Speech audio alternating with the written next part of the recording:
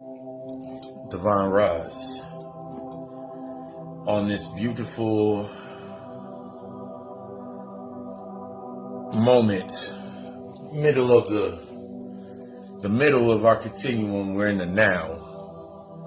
When I think about winning the day, I think about being in the now. I think about being in the now. This is that middle point, that transparency, how you're going to transpire through getting through the rest of this beautiful week. And it made me think about the games we play. The games we play. You remember when you were little? Remember when we played hide and seek? We played, some of us played hide and go get it or freeze tag. These games that we played when we were little. And I think about the true potential of our intention is to know in the now. This is the essence of that divine favor, bringing everything into favor. Bobby Him always talk about bringing everything into divine favor. So I asked you a question. When I think about hide and seek, that was like the most particular game that I'm thinking about from my childhood. And I think about the game of hide and seek where we count to 10 or we count to 100, whatever the count was. We did the count, and then people had to come find us. And I think about that in our aspects of ourselves, of as we hold on to things, we play this game of hide and seek where the depth, the longer that we hold on to the count, the longer that the count is, the more the longer the count, the more anticipation is built into finding us. So we put ourselves into this aspect. The question becomes, that I always think about, that we fail to answer with that utmost honesty, is, in most times we're still holding on to these effects. We're still holding on to the treacheries, the moments that we were not at our best, or we lost our innocence, or we were put into that position, and holding on to that memory and not allowing ourselves to submit to learn the lesson. It puts us in this space of, that's what's replicating throughout our life. Different spaces for us to hide behind. We always go back to the home base. When we playing tag, you're it. You always go back to that home base. But that's the hide and seek. Seeking you shall find. Whatever you want, whatever you're looking for, you're going to find it. So you take it to that space of, if you're looking for something to become traumatic, catastrophic, something bad to happen, you're going to find it. What you do with it, and that's the name of the game that you're playing.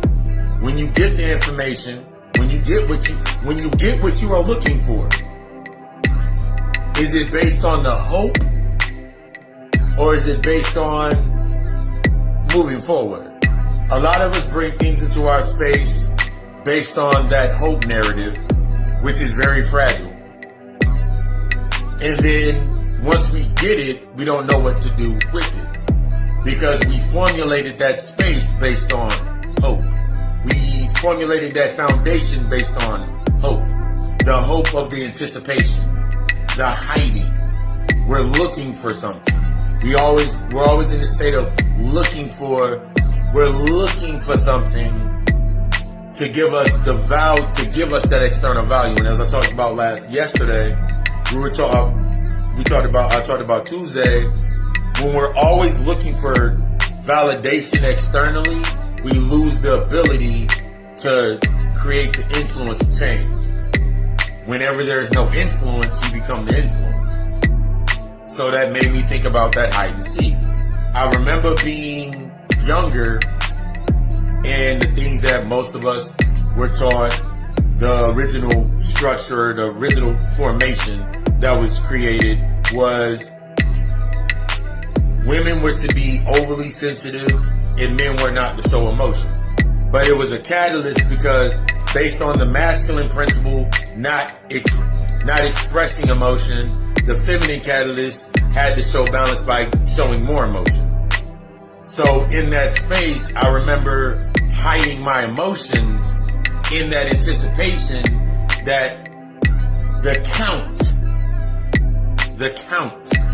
number of months, the number of weeks, the number of days, that count, that 6 months, that number of days will grow the anticipation to when they actually were able into the space, they went through all of the things that they had to find, that they, when they came to me, that I would actually give them that gift. This is how we treat our emotions. We treat our emotions as gifts. We treat ourselves in this game that we play with ourselves.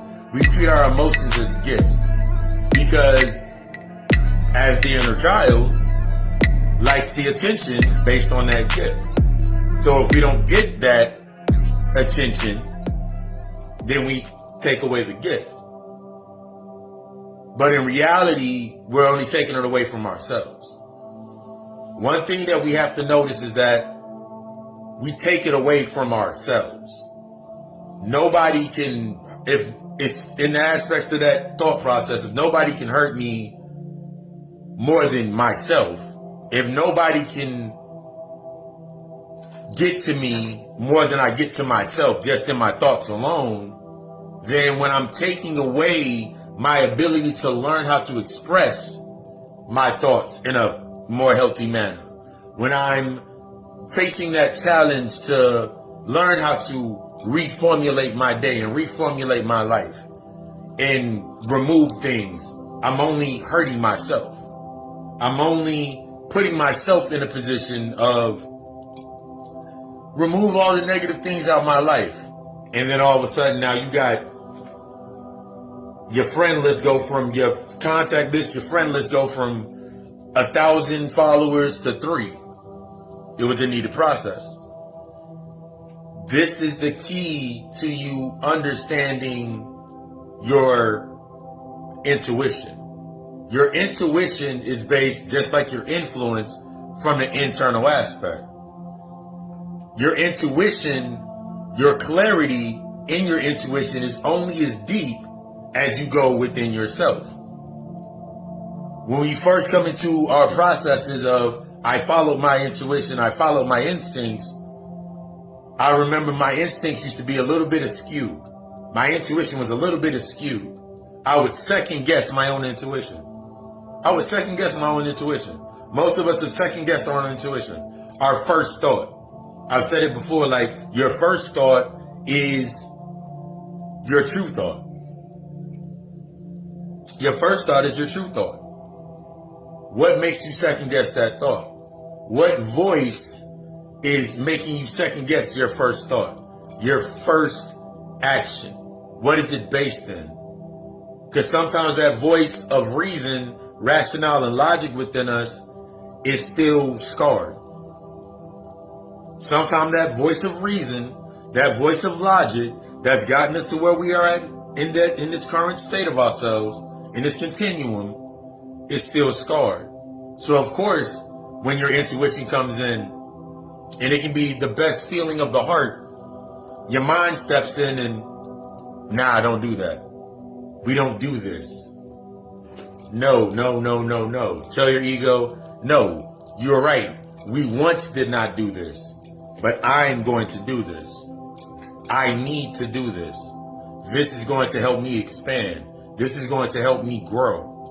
These are the mantras that you give to yourself as you formulate in your day. Allowing that energy in. Allowing yourself to feel said emotion, the doubt, the guilt, and follow it to where it leads to. What was your first stint of guilt? What was your first stint of doubt? As we start to peel back these layers, we start to become organized. That's the key to organization. Especially with it being spring. Happy New Year's, if you don't know that already. Happy New Year. It's time for you to audit. It's time for that nice self-audit.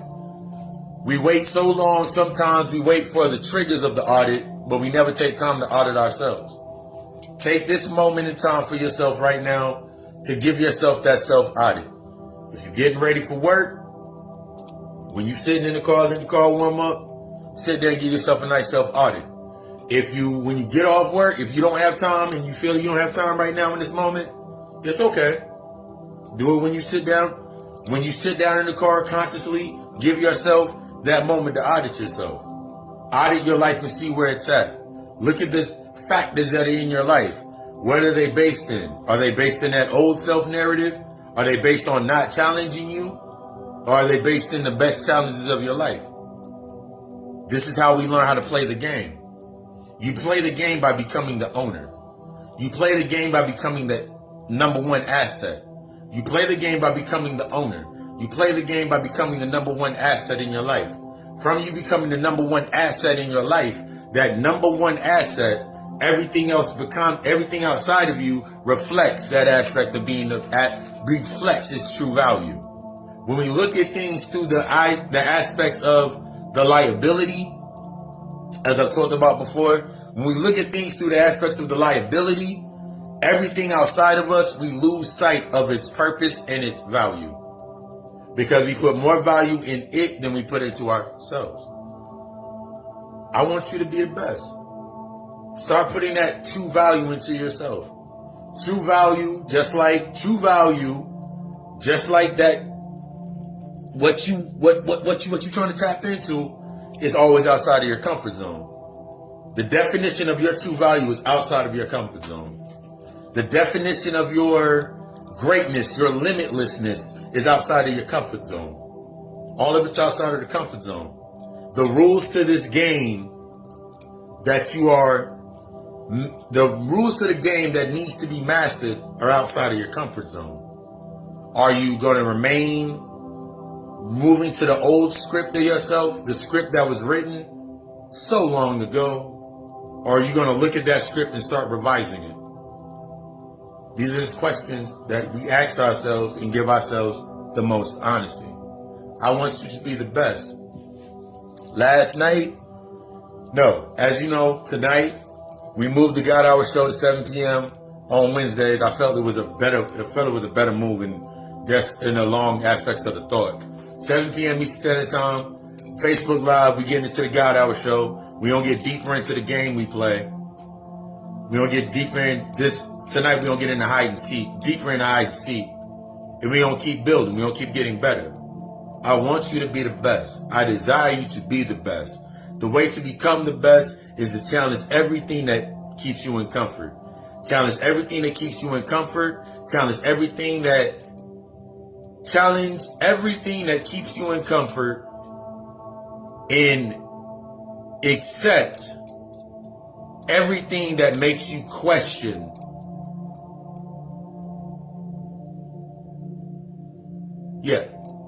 Everything that makes you question,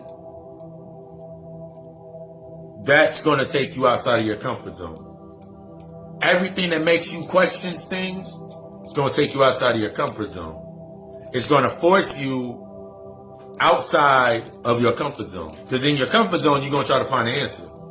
But if your limitations are inside your comfort zone, then those answers are never going to answer those questions.